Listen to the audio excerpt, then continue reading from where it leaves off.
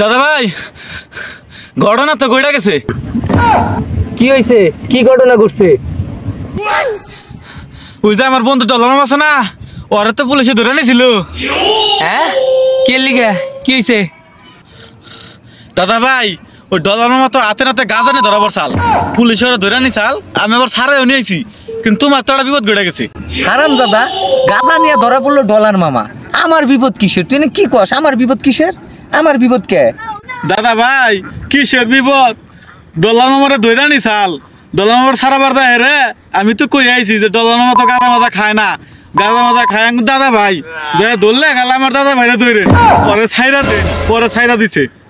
হারাম দাদা কামটা করছে কি? ওর বন্ধু ডলারে বাঁচাবার যায় নিজের দাদা ভাইরে পুলিশের কাছে ফাঁসাই দিয়েছে। হারাম দাদা।